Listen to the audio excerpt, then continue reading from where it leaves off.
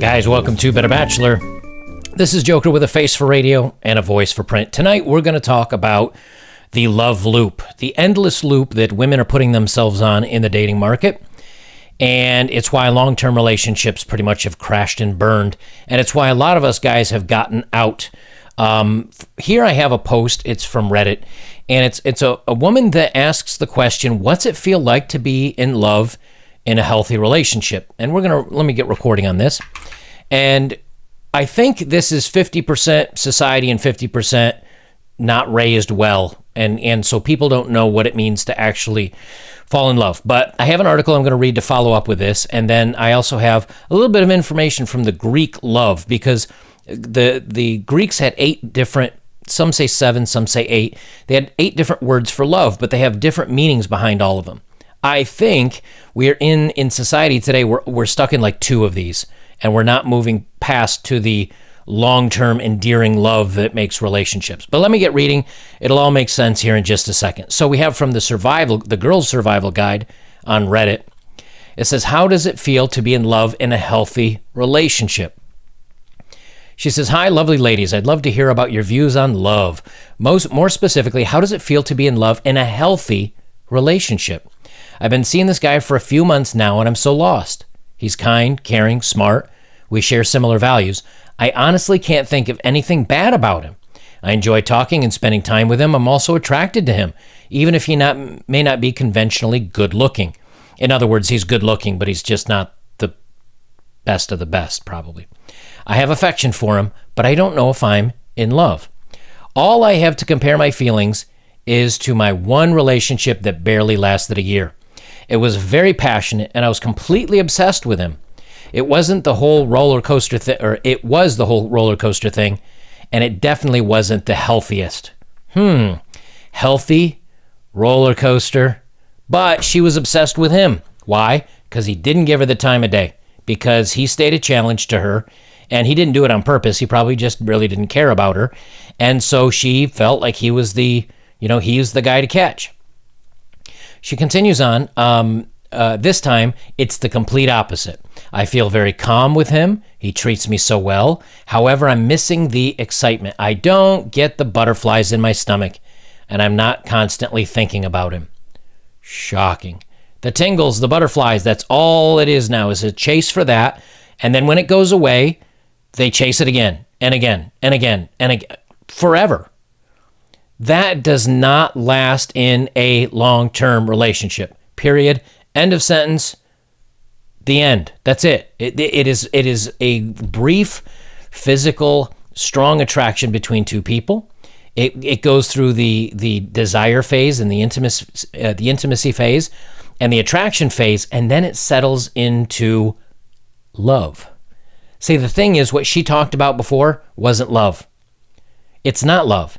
That's infatuation, that's excitement, that's hormonal, that's desire. But that's not what real love is. And until this changes, until people understand that everything they're chasing is the lead up to love, until they realize that they've never really been in love yet, that they're not going to get it. They're not going to, and this is what scares guys out. This is what's scaring guys out, because women can very easily get attention from another guy. It's harder for men. Unless, again, they're top 10, 20%ers. I'll read through and then I'll do a summary on this. She says, I'm confused because I keep hearing that successful relationships are the ones that are quiet and trusting. But surely there has to be like a little more, no? I don't want to lead him on because he seems to genuinely care about me. But I also don't want to let go of something great just because I'm too immature to realize what a realistic relationship feels like. And I'll give her credit, because at least she's saying, hey, something's not right here. I don't understand what's going on. Is it something, up with me? The answer to that would be yes, of course. She says, I'm not looking for advice about my specific situation. I know that's not what this sub is for. I'd like to hear your experiences related to similar situations. Please share your wisdom. I'm going crazy overthinking this. And she actually got a gold and a silver award, which on Reddit means at least a couple people really agreed with it. So here's where I think everything's boiling down to.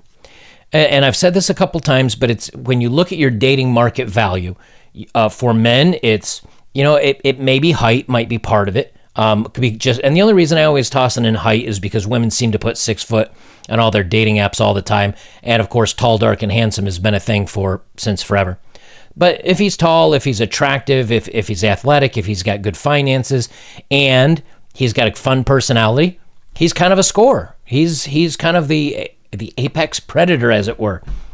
And women want to be with this, and so they date up, and that guy will date down for easy fun in the bedroom.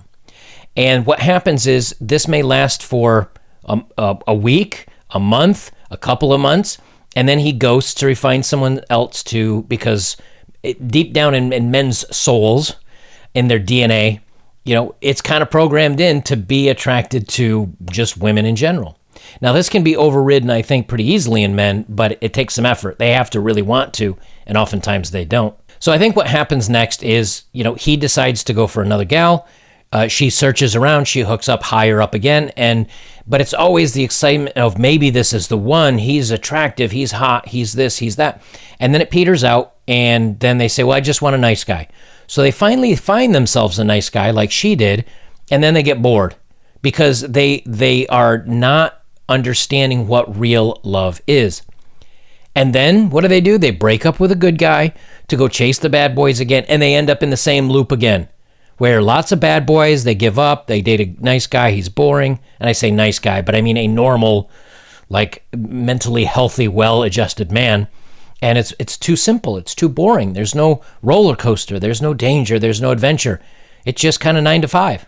But that's the moment where you get to become, where you learn deeply about the person that you're with. And that's where you not only do you have the passion, but you also have friendship and closeness and understanding. Let me read a couple of words on the ancient, because the ancient, this is not a new idea. The Greeks have known about this for a millennia. And the first one is eros, and it's erotic love, for desire. And it says the first love is eros, which is named after the Greek god of fertility. And it's a passion and desire. And this is the physical, hey, let's get to it. Well, there's no problem with this in today's society. We're nailing that one. And then there's, I think it's pronounced philia, or affectionate love. And this is a portion of where you start having affection, and then you move down to ludus, or playful love, which is flirting. And that's kind of the end of it. They never move, or in this lady's case, a mania or obsessive love, but they never move to 6, pragma, or enduring love. And that's a love that is aged, it's matured, it's developed over time, it's beyond the physical, it has transcended the casual, and it is a unique harmony that is formed over time. This is what you think of, I think many people, and this they even go on to say it's like married couples, or couples that have been together for a long time. You can have this and you can have the other steps, but this becomes the main focus in a long-term relationship. Because eventually you're going to, there's a reason why India has a book, I think it's from India, the Kama Sutra. They have 100 positions. It's like how to spice up the love life, because that's going to fade once you know the other person. But it's not just about the butterflies and the passion and the heat and the hotness and the flirting. That's designed to get you to the long-term love. You can still have these other things, but they become much smaller. And the pragma, or the enduring love, is what becomes important. And here's an article that I wanted to read, and I'll wrap it up with this: why women can't find a good man. Why are women frustrated with dating? And I think Jeremy, the author of this, he writes it very well. He says, dating and relationships have always been hard in this day and age. In this day and age, however, they can sometimes seem impossible. Particularly women I speak to say they can't find a good man. They lament over the guys they say are stuck in childhood, not taking responsibility for their lives. They complain about men they call the nice guy pushover types, who don't stir passionate feelings. They also have difficulty with men they label as, or label attractive jerks, who disrespect them, ignore their needs, and break their hearts. One is exciting but bad. The other is healthy but boring. It's like eating, cheeseburgers all day long versus eating vegetables. We all want the cheeseburgers. That will kill us and end us a lot faster than eating the healthy vegetables. So he says, what's going on here? Have all of the good men blown away? Well, we haven't blown away, but we are hiding in this our corner of the internet here. Personally, I would like to offer an alternative hypothesis, one where women have been put in a very unfulfilling double blind. I would like to posit the cultural and biological factors have been pitted against each other, leaving women in a no-win situation.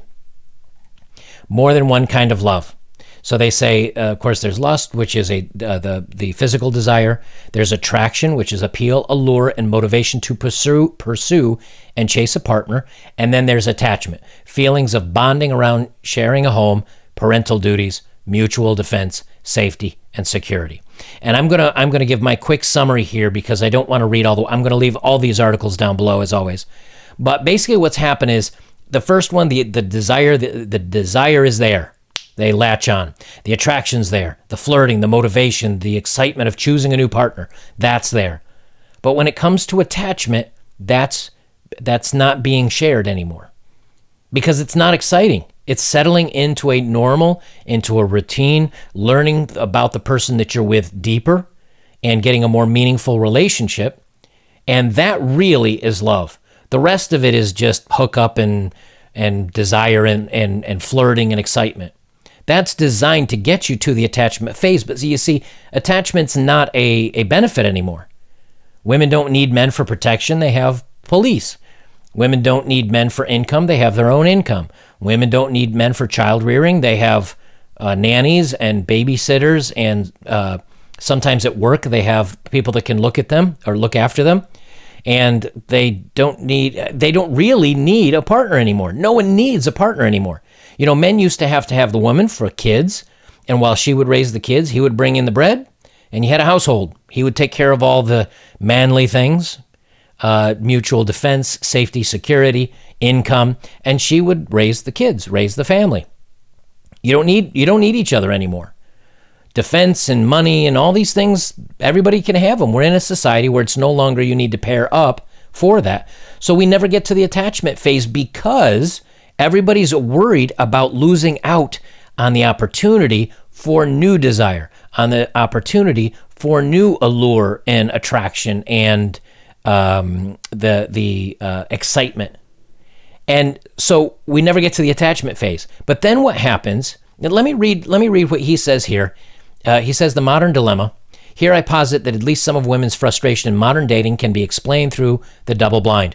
Particularly, this double blind occurs when the type of men that women find attractive from a biological or evolutionary origin, wide shoulders, six-pack, muscular, strong, powerful, leader amongst men type characteristics, that they find those attractive, and then the type they choose to attach to from social instruction. In other words, those would be the guys that are willing to stay with her, first of all. Number 2, sire a child with her willingly. And number 3, provide. Well, those two categories of men are different men now 99% of the time.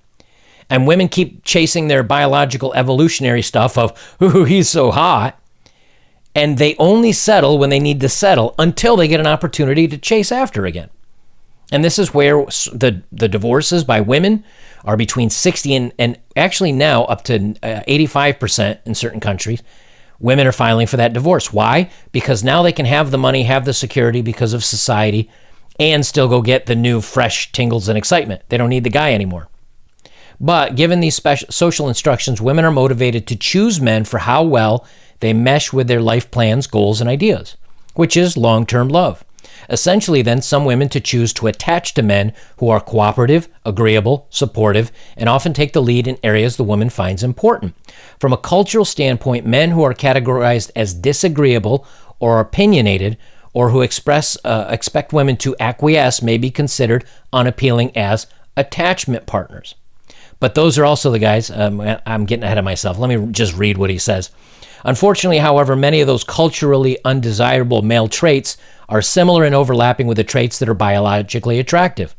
Although not often always true, often the man who is intelligent, high status, ambitious will be unlikely to take a back seat, follow, and submit in romantic relationships. Generally speaking, men who have leadership characteristics may want to lead in many situations. Right. So alpha dude, right? He's going to be leading the way. He's living his own life. If you want to come along for the ride, you're welcome to it, but I'm doing my thing. He's a leader. He's characteristic, but he's not good for bonding to because he won't bond back, you see. So it becomes her wanting him, but him not wanting her because he's leading his own life. He's taking charge. He's doing whatever he wants. It's very selfish. But to a lot of women, this is also very attractive because they're alpha characteristics. Then you've got Mr. Nice Guy who will do anything for her and will protect her and provide for her and do all these things for her, but that's a submissive role. And so women then say, well, this is what I'm going to end up with, and he's safe and he'll protect me and he'll take care of us, but he doesn't stir the juice. He doesn't get things all exciting. And so women are torn between the two. They're unhappy here because they have a guy that's kind of a nice guy, and they have a guy here that was what they really want, but he doesn't want them back in return. And so they end up bouncing between the two, trying to find some place of normalcy, and they can never find it. So what do some women do about it? Learn to love leading. And this is, and I'm going to summarize this. Like I said, I'll leave it below. Where women have to lead, and they have Mr. Beta Provider that stays at home, and he's not exciting, and so she'll have to take the lead on everything. But she's got to be the dominant one in the relationship. I don't think strong men will do this. I don't think leaders and alpha guys will do this. It's going to be a beta guy. Number 2, follow wisely. And this is the type of woman that if a red pill guy or a guy in the manosphere decides to date, this is who he's going to have to date to have any chance of it. Which is, other women will choose to be cautious in love, looking for the right guy to be with and enjoying their attraction to strong male leadership. These women evaluate and test men to find the right guy, a guy who will lead with their hopes, dreams, and goals in mind. They know that if you're not driving, it is wise to pick the driver carefully. Thus, they find a man with strong, attractive tributes to swoon over, who will not end up treating them like a jerk, but he will also not give them as much control in the relationship. And this is how older relationships tended to be. The dominant man, head of the household, and the women would stay attracted to him because he's extremely strong and an alpha male characteristic, but they would have to learn to take the back seat in the relationship. I mean, not my words, but... And then 3, they call it mixed mating, which is a woman basically marries the quiet what's the word I'm looking for? She marries the beta guy. I combined them. Bi guy, the beta guy. She marries him, but then goes out and has relationships with all the attractive guys. And that's a lot of these, women that are wanting 2 and 3 boyfriends, husbands, whatever, and they're proud of it. And that's another direction. I'm not okay with that. I'm not going that direction. I mean, I'm okay with it, but that's not for me. And then negotiating and sharing a balance. But that's women that take the lead at work and take the back seat at home. And so then they go over a conclusion. But what I wanted to talk about here really was that women are torn now. They're in this unenviable place, and they're going to have to find a way to make this work in their own head, where they chase the bad boys because he drives the desire and the attraction phase, and then but they want to settle with a safe partner that will be there very supportive and make sure their kids are taken care of and is there as a partner for the family and things like that. And usually what it seems to be is they chase the bad boys, then they decided to settle down with Captain Beta over here, have kids, and then now that they have the kids and they have the income that he provides, after a divorce or whatever, then she goes back out chasing these guys, but she's got the kids and she's got her Beta's money. And that's what's happening. That's why the divorce rate is so high. It's why women are filing so often. And until guys understand this, that they need to, if you're going to be you can't be the shy beta guy anymore. You're just going to get run under the coals after a few years of marriage. So if you're going to be that guy, expect to get run over. That's all there is to it. And if you're going to be a characteristically powerful leader of men, leader of your own fate, leader of your own destiny, that's great, but you may end up doing that alone. Or at best having short-term relationships with women that are going to try to get you to settle down and try to be in a long-term relationship with them, and you're going to have to say no and continually move on which is also why we talk about no cohabitation, no marriage. Be careful on the long-term relationships, because she may try to tie you in and then take over and take charge of the relationship, which then forces you into a beta position. And guys do not want to be there. At least alpha guys don't want to be there. And so to avoid all of that, those alpha guys they date, they casually have their fun. The woman thinks it's going somewhere, and he leaves, and her heart chases after him. And in the meantime, she then says, oh, I guess I have to settle for these other men. Where the truth is, these other guys that are going to be supportive and caring and kind and watch out for her, that's where the real love exists. That's where the long-term, like deep, sensitive love exists. But they never find it, because they've always got their eyes to the horizon, trying to find the next, alpha guy to chase after. And until women can figure out how they're going to manage this, they either need to find a strong man and understand they're not going to be in charge, or understand you can be in charge, but the guy's going to take the back seat, and you're not going to find that very attractive. You'll find it safe, you'll find it comfortable, but he's not going to be the attractive guy that you want to be with. Guys, if you'd like to support my work, links are below as always. If you have, thank you very much. The best way you can support me is like, comment, share, subscribe. Check out my older videos. Join me over on betterbachelor.locals.com. And if you want to follow my travels from around the world over the last couple of years and where my bus updates will be, that'll be on the_unknown_adventure over at Instagram. I'll leave it there. This is Better Bachelor. I'm joking. Remember, you can lead, you can follow, or you can get the heck out of the way.